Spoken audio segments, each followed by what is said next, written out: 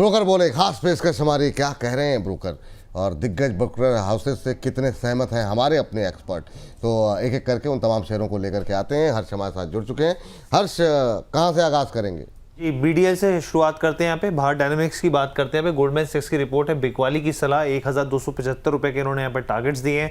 सबसे पहली चीज़ इन्होंने ये बोला कि यहाँ पर जो है प्रोजेक्ट्स के एग्जीक्यूशन को लेकर कंसर्न दिख रहे हैं। उन्होंने कहा कि प्रोजेक्ट्स तो मिल रहे हैं लेकिन एग्जीक्यूट कैसे होगा, इससे जुड़े जोखिम जो है साफ तौर पर दिख रहे हैं यहाँ पे। और इन्होंने ये भी कहा कि आने वाले जो प्रोजेक्ट्स होंगे उसमें एक्सटर्नल प्रिक्योरमेंट देखने को मिलेगा, यानी कि जो बाहरी सप्लायर्स के जरिए जो है माल खरीदते हुए दिखेंगे और इसका असर जो है मुनाफे पे, मार्जिन पे साफ तौर पर देखने को मिल सकता है। यहाँ पे इस तरह की आशंका जताई गई है।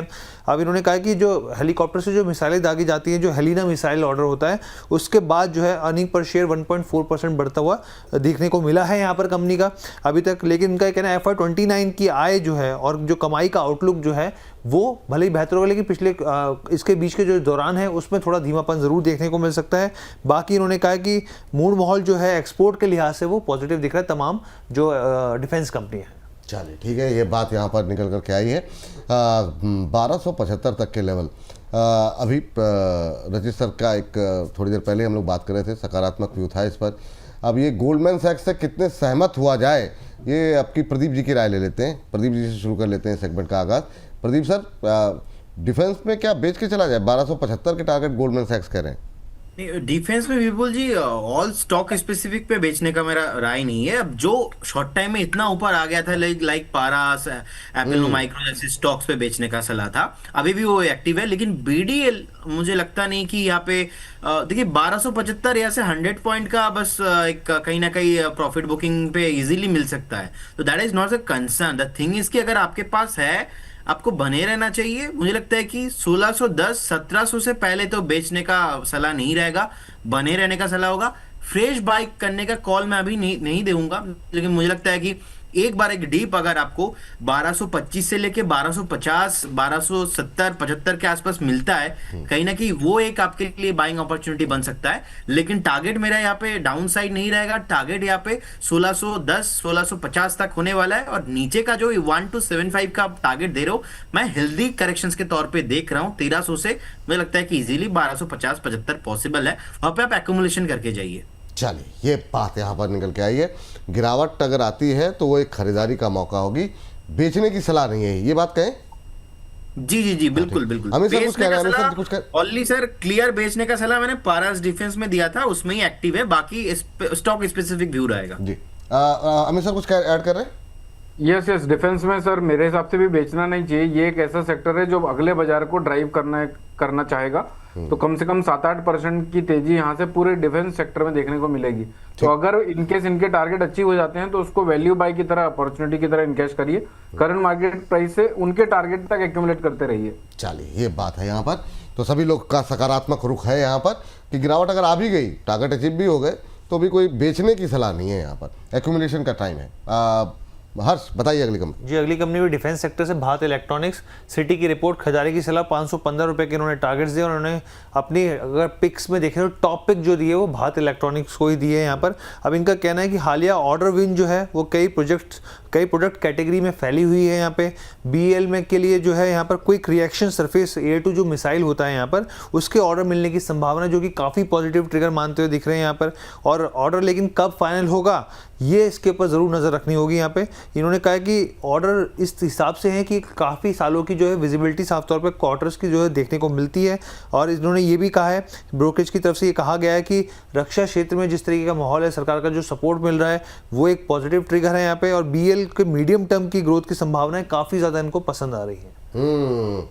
BL, अमित सर अभी आपकी बात डिफेंस में आप कर रहे थे, 515 तक के टारगेट सिटी दे रहा है, सहमत है इस रिपोर्ट से? सर बहुत टाइम से कंसोलिडेशन कर रहा है BL।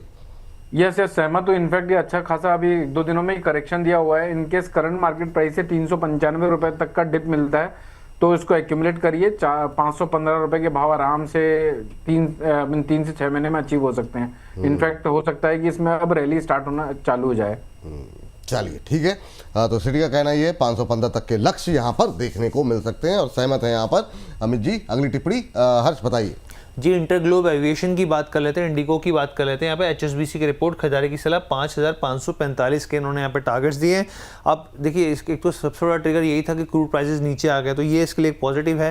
कंपटीशन कोई दिख नहीं रहा आसपास भी, ये एक फ़ायदा मिलता हुआ दिख रहा है कंपनी को। और कंपनी की तरफ से जो हवाई बेसिकली जो एयर प्राइजेज है, एयर फेयर जो है वो काफ़ी ऊंचे प्राइजेस पर है, क्योंकि एयरलाइंस की उपलब्धता नहीं है उस हिसाब से। तो ये जो है साफ तौर पे पॉजिटिव ट्रिगर ये मान के चल रहे हैं। और 5% जिस तरीके से प्राइजेस क्रूड में नीचे आए, तो इनका मानना है कि 5% के बदलाव के साथ अर्निंग पर शेयर में 60% की तेज़ी जो है वो देखने को मिल सकती है। और साथ ही उन्होंने कहा है कि आय की संभावनाओं को लेकर वापस एक बार री रेटिंग की गुंजाइश जो है इंडिगो में दिखेगी। चलिए HSBC की रिपोर्ट 5545 के टारगेट, हालांकि 5445 पे आई गया, आज 5% की तेजी इस यहीं रिपोर्ट से के बाद घूमा आ था, गई। ये जो टारगेट्स हैं मतलब 5500 के पास गया था, फिर वापस नीचे चला गया था। क्या सलाह रहेगी सर, मतलब टारगेट के पास तो है ही है, लेकिन क्या आप यहाँ पर और उड़ान देख रहे हैं इंडिगो के अंदर? आपका व्यू पॉइंट क्या होगा सर, रचित सर?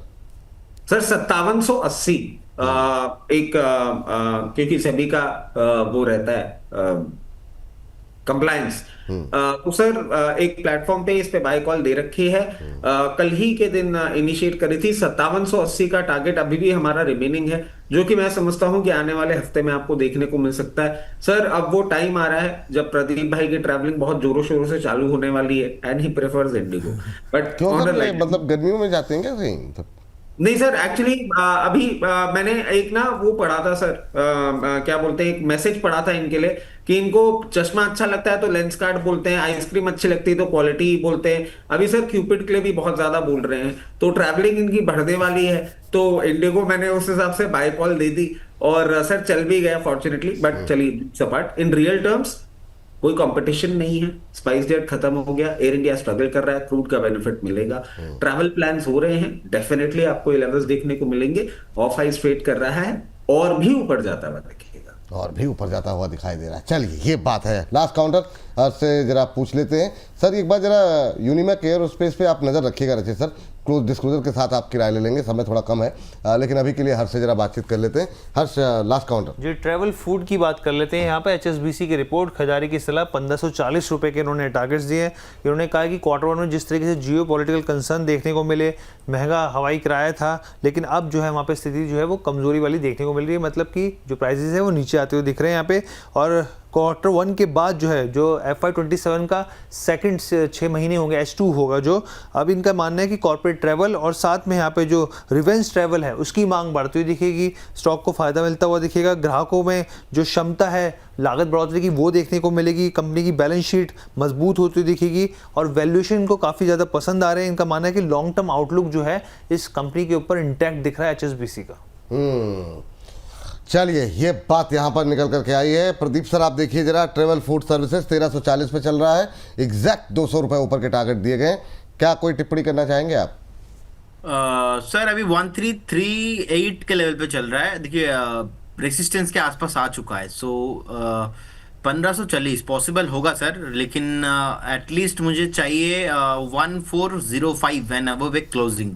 अगर इसके ऊपर एक क्लोजिंग वीकली चार्ट में मिल जाता है तो ये स्टॉक आपको 1650-1700 तक भी आते हुए दिखाई देंगे, क्योंकि आईपीओ जब आया था उसके बाद का जो टॉप है वो टॉप 3 टाइम अटेम्प्ट ले रहा है, कहीं ना कहीं वो सस्टेन नहीं हो पा रहा है। तो इसीलिए I would like to some hold this stock. मैं एक बार वेट करके जाऊंगा, अभी करेंट नोट से बाय नहीं करना है।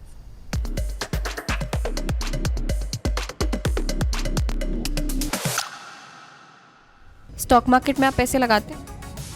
यार लगाता था, लेकिन इतना लॉस उठाया कि सब बंद कर दिया। गोल्ड में इन्वेस्ट करते हो? हाँ, मेरे पास 4 गोल्ड ETF है। 4 गोल्ड ETF?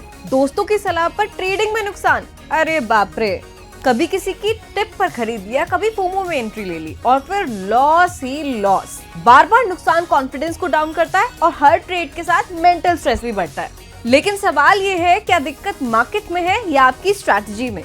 अगर आपको भी समझ नहीं आता कब खरीदे कब बेचें और रिस्क को कैसे मैनेज करें, तो ये अमर उजाला द बोनस और कमोडिटी समाचार का फ्री वेबिनार सिर्फ आपके लिए है। आपको गाइड करेंगे सेबी रजिस्टर्ड रिसर्च एनालिस्ट अंकित कपूर, जो बताएंगे गलतियां कैसे रोकें, सही डिसीजन कैसे लें, ट्रेडिंग साइकोलॉजी कैसे मजबूत करें और मार्केट को समझने का प्रैक्टिकल तरीका क्या है। तो मार्केट से डरना बंद और सीख कर आगे बढ़ना शुरू। तो तो 4 जुलाई से हमारे इस वेबिनार को ज्वाइन करने के लिए 8006007616 नंबर पर रजिस्ट्रेशन कराएं। Investments in securities and commodities markets are subject to market risks. Read all relevant documents carefully before investing.